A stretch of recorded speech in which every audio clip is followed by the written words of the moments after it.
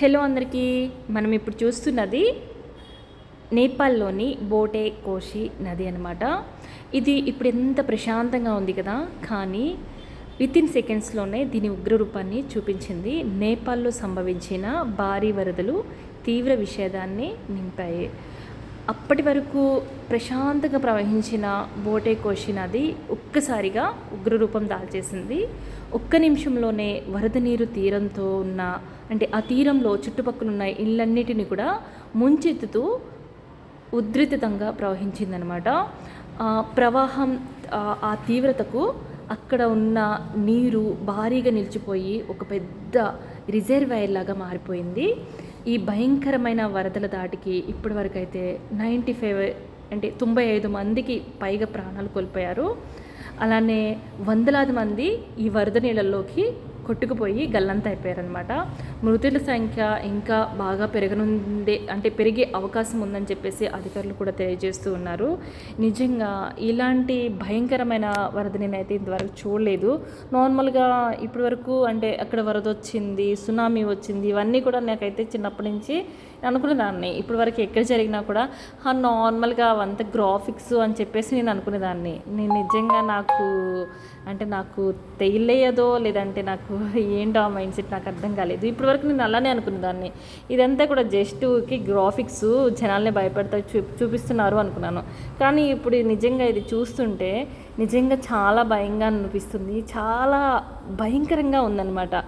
నిజంగా మనమే ఇంత చూడటానికి ఇంత భయంకరంగా అనిపిస్తుంది కదా, ఆ చుట్టుపక్కల ఇళ్ళల్లో ఉన్న జనాలు కానీ, ఆ చుట్టుపక్కల ఉన్న జనాలు, జంతువులు ఇవన్నీ కూడా ఇంకెంత భయంకరంగా ఆ భయాన్ని అనుభవిస్తున్నారో నాకు అర్థం కావట్లేదు. నిజంగా ఆ భయం చాలా భయంకరంగా ఉంది కదా చూడటానికి. చూడండి ఈ విజువల్స్లో అసలు నార్మల్గా అవి వస్తుంటే అదేంటో నాకు అర్థం కాదు. వాటర్ వస్తేనే ఆ ఇళ్ళు ఎలా కొట్టుకుపోతున్నాయో, ఆ చెట్లు కూడా మొత్తం పడిపోవడం, అసలు నిజంగా నాకు అసలు చాలా భయంకరంగా అనిపిస్తుంది చూడటానికే. నిజంగా మనమైతే చేసేది ఏమి లేదు. నిజంగా మనమందరం కూడా ఈ వీడియో చూస్తున్న ప్రతి ఒక్కరు కూడా ఇప్పటివరకు జరిగిన నష్టం అయితే జరిగిపోయింది. అక్కడ ఇంకా ఎక్కువ ప్రాణ నష్టం జరగకూడదని చెప్పేసి మనందరం కోరుకుందాము. అందరూ కూడా ప్రార్థన చేద్దాము. మనమందరం కూడా దేవుణ్ణి అందరూ అడుగుదాము. ఎందుకంటే ఆ భయంకరమైన పరిస్థితి చూస్తుంటేనే ఇంత భయంగా అనిపిస్తుంది కదా మనకి.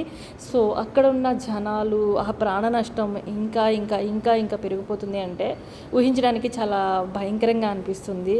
ఆ వాటర్ చూస్తేనే నిజంగా ఈ వాటర్ ఇదంతా ఎందుకు వస్తుంది నాకైతే తెలియలేదు. అది అసలు ఎక్కడి నుంచి వస్తుంది ఏంటి, ఏదో మైండ్లో రన్ అవుతూ ఉంది. ఈ వాటర్ అంతా ఎక్కడి నుంచి వస్తుంది, అప్పటి వరకు అక్కడే ఉండొచ్చు కదా, ఈ వాటర్ ఎందుకు ఇక్కడి వరకు వస్తుంది, ఎందుకు వరదలా వస్తున్నాయి, ఇవన్నీ ఎంతో నాకైతే ఇప్పటికీ అర్థం కాదు నిజంగా.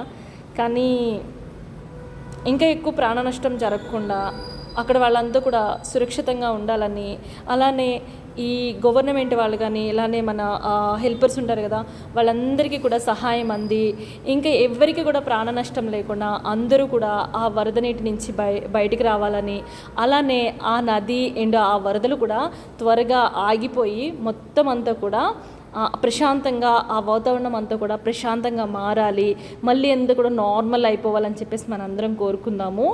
ఎందుకంటే మనమంతా బాగానే ఉన్నాము. మనం ప్రజెంట్ మనకి దేవుడు మంచి పొజిషన్లో ఉంచాడు. మనలందరినీ కూడా బెటర్ పొజిషన్లో, బెటర్ నేల మీద మనలందరిని ఉంచాడు. సో వాళ్ళకి వచ్చిన ఆ సిచ్యువేషన్ నుంచి వాళ్ళు బయటపడాలి అని చెప్పేసి మనందరం కూడా కోరుకుందాము. ఎందుకంటే మన కళ్ళ ముందే అలాంటి ప్రాణ నష్టం జరుగుతుంది అంటే నిజంగా చూడటానికి చాలా బాధేస్తుంది.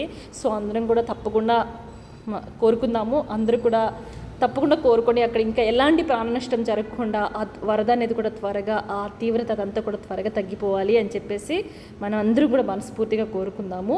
అలాగే ఈ వీడియో అందరికీ కూడా షేర్ చేయండి. అందరూ కూడా